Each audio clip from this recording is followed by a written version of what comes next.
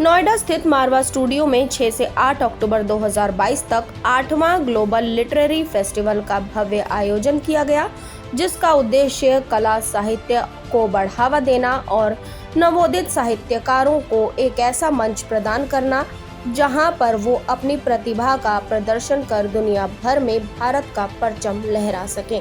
भारत के दूसरे सबसे बड़े 8वां ग्लोबल लिटरेरी फेस्टिवल में तीसरा सूरज प्रकाश मारवा साहित्य रत्न अवार्ड सम्मान समारोह का आयोजन भी किया गया। दीप प्रज्वलन और गणेश वंदना के साथ कार्यक्रम की विधिवत शुरुआत की गई। इस सम्मान समारोह में कविता चड्ढा, कवित्री और लेखिका दिव्यक रमेश, प्रसिद्ध लेखक आनंद साहू, बीजेपी नेता सहित साहित्य और राजनीति क्षेत्र से जुड़े कई प्रतिष्ठित गणमान्य अतिथियों ने अपनी गरिमामयी उपस्थिति दर्ज कराकर कार्यक्रम की शोभा बढ़ाई। कार्यक्रम में ICMEI के संस्थापक संदीप मारवा ने कहा कि परम पिता परमेश्वर ने हमें अपार शक्तियां दी है। ये हमारे ऊपर निर्भर करता है कि हम उसे अच्छे या बुरे किस कार्य के लिए प्रयोग करते हैं। 3 साल पहले सूरज प्रकाश मारवा साहित्य रत्न अवार्ड की परिकल्पना की गई थी और आज ये साकार होकर अपने तीसरे सफलतम आयोजन की तरफ अग्रसर है, जो कि एक सकारात्मक विचार और ऊर्जा का ही परिणाम है। उन्होंने कहा कि मैं पहला भारतीय हूं जिन्हें 5 बार ब्रिटेन पार्लियामेंट में बोलने का अवसर मिला है और आज मुझे बहुत खुशी हो रही है कि आज इस अवार्ड को देने के लिए लोगों को यहाँ बुलाया गया। इस कार्यक्रम में डॉक्टर VL गौर, संस्कृत और हिंदी कवि, डॉक्टर भुवन लाल, लेखक और फिल्म मेकर, श्रीमती अलका सिंह, कवित्री, प्रोफेसर डॉक्टर शालिनी वर्मा, लेखिका श्रीमती रूपा सिंह, लेखिका डॉक्टर सुनीता, लेखिका श्रीमती उर्वशी अग्रवाल, उर्वी, प्रकाशक और कवित्री श्रीमती सानिया इमामदार, श्री पवन कुमार कवि को अपने अपने क्षेत्र में साहित्य के लिए उत्कृष्ट कार्य करने हेतु सूरज प्रकाश मारवा साहित्य रत्न अवार्ड से सम्मानित किया गया। इस कार्यक्रम में मारवा स्टूडियो द्वारा प्रकाशित न्यूज़लेटर का विमोचन भी किया गया। कार्यक्रम में उपस्थित और पुरस्कार प्राप्त सभी लोगों ने संदीप मारवा जी द्वारा साहित्य के क्षेत्र में किए जा रहे कार्य की सराहना की और कहा कि संदीप मारवा जी विश्व के सांस्कृतिक एम्बेसडर हैं। कार्यक्रम के अंत में सुशील भारती द्वारा उपस्थित सभी गणमान्य लोगों का धन्यवाद किया गया। ये एक तरह से मैं कहूँगा कि बहुत बड़ी उपलब्धि है नोएडा की, नहीं पूरे विश्व की, कि यहाँ पर मारवा स्टूडियो में इतना अच्छा आयोजन किया जाता है जो साहित्य, फिल्म और तरह के जो डिसिप्लिन है उनसे जुड़ा हुआ। संदीप मारवा सर के बारे में क्या कहना चाहेंगे? जमीन से जुड़े हुए आदमी, बहुत ही ऊर्जावान, बहुत ही प्रेरणादायी व्यक्तित्व। यानी मैं इस उम्र में भी उनसे प्रेरणा ग्रहण करता हूँ, ऊर्जा ग्रहण करता हूँ। इससे आप अंदाज़ा लगा सकते हैं। और इतने अध्ययनशील हैं, इतना अपने विचारों में इतने स्पष्ट है कि आप लोगों के लिए तो मैं सोचता हूँ बहुत बड़ी उपलब्धि है कि उनका साथ आपको मिला हुआ। निश्चित रूप से सूरज प्रकाश जो अवार्ड है, साहित्य अवार्ड, ये डॉक्टर संदीप मारवा जी का जो सपना जो उन्होंने बुना होगा, उनके पूज्य पिताश्री, वो साकार होते हुए नज़र आ रहा है।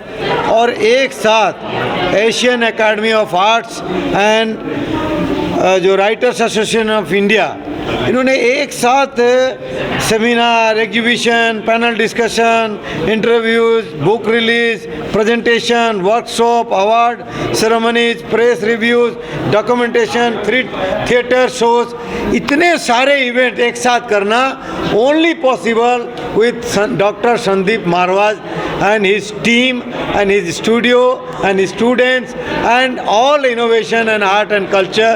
मैं कहता हूँ कि भारत के लिए इससे बड़ा गौरव का कोई स्थान नहीं हो सकता है, जिसमें साहित्य के साथ साथ आर्ट एंड कल्चर और अपने सांस्कृतिक विरासत को पुनर्जीवित करने का काम डॉक्टर संदीप मारवा और उनके टीम कर रहे हैं, उनका इंस्टीट्यूशन कर रहा है। 4 साल पहले हम लोगों ने एक कमेटी का गठन किया था, जिसके अंतर्गत हम लोगों ने ये विचारधारा तैयार की थी कि हमें एक ऐसा साहित्य रत्न अवार्ड तैयार करना है ताकि जो हम लोग उभरते हुए नहीं बल्कि पके हुए, जमे हुए और जिन लोगों ने बेहतरीन साहित्य में काम कर लिया है उन्हें इस अवार्ड से सम्मानित किया जाए। और इससे बढ़िया काम और क्या हो सकता था कि मैं इस अवार्ड को अपने पिताजी का नाम दे सका, सूरज प्रकाश मारवा साहित्य रत्न अवार्ड, जिसका आज अभी ये कार्यक्रम खत्म हुआ है। 9 लोगों को इस बार पिछले साल की तरह सम्मानित किया गया है।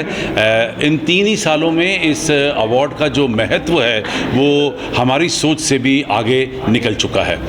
हकीकत में तो ये है कि जब पूछा गया मुझसे कि क्यों सूरज प्रकाश मारवा के नाम से ये अवार्ड तैयार किया गया, तो मुझे ये उन्हें लोगों को यकीन दिलाने की मुझे ज़रूरत नहीं पड़ी कि मैंने जो भी 9 अंतर्राष्ट्रीय अवार्ड कायम किए हैं अब तक और तकरीबन 30 लाख लोगों को जो हमने मारवा स्टूडियो और एशियन एकेडमी के साथ जोड़ा है और जो 1000 से भी ज़्यादा अवार्ड जो हमारी संस्था को पूरी दुनिया से अब तक मिले हैं, उसका मैं सारा श्रेय अपने पिताजी को देना चाहता हूं कि अगर उनकी एजुकेशन, उनकी शिक्षा, उनकी सोच, उनकी विचारधारा और जो संस्कार उन्होंने हमें दिए, अगर आज वो मेरे साथ ना होते तो शायद हम लोग भी आज कामयाब ना होते।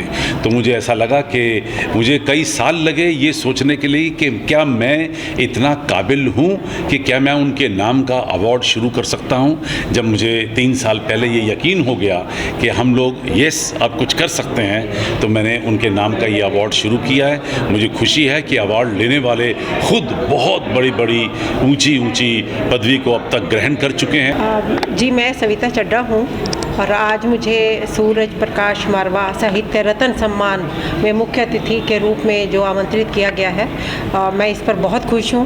और मुझे खुशी इस बात की भी हो रही है कि यहाँ सम्मान कुछ प्रतिष्ठित साहित्यकारों को मिला है और कुछ ऐसे लोगों को भी मिला है जिन्हें पहली बार यह सम्मान दिया गया है। तो यह मेरे विचार में बहुत अच्छी बात है कि यह जो सूरज प्रकाश साहित्य रत्न सम्मान दिया जा रहा है, शुरू किया गया है 3-4 साल से ये, और आज मैंने देखा कि एक महिला को पहली बार ये सम्मान मिला जबकि वो बहुत सारा लेखन कर चुकी हैं। तो सम्मान दिया जाना, सम्मान का चयन किया जाना, साहित्यकारों का चयन करना, जी संदीप मारवा जी ने बहुत ही अच्छी तरह से किया है और मुझे लगता है कि ये सम्मान आगे आने वाले समय में हमारे साहित्यकारों के लिए बहुत ही ऊर्जा प्रदान करेगा और साहित्य में नई रोशनी प्रदान करेगा, सबको सकारात्मकता मिलेगी।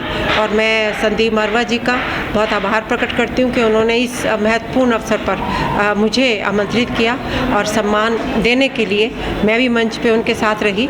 तो मैं सब विजेताओं को भी बधाई देती हूँ। सूरज प्रकाश मारवा साहित्य रत्न अवार्ड से सम्मानित किया गया, कैसा लग रहा है? बहुत ही अच्छा लग रहा है, बहुत ही इलेटेड फील कर रही हूँ।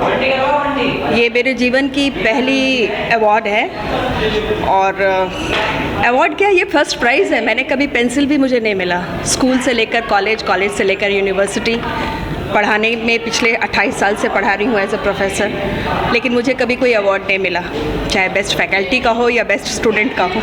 तो पहला अवार्ड हमेशा याद रहता है, तो ये हमेशा याद रहेगा। मतलब क्या कारण रहा मैम कि ऐसा पहली बार हुआ, रिकॉग्नाइज नहीं किया गया या आप खुद से मतलब उसमें अवार्ड शो में जाना नहीं चाहते थे? मुझे किसी ने अप्रोच ही नहीं किया। शायद मैं शोर कम करती हूँ, काम ज़्यादा करती हूँ। लिखना तो मैंने 9 साल से ही शुरू कर दिया था। जैसा कि मैंने बताया कि मेरे न्यूज़पेपर अंकल जो थे, जो न्यूज़पेपर पहुंचाते थे, मैं उनको लिख के दिया करती थी। इतनी नासमझ थी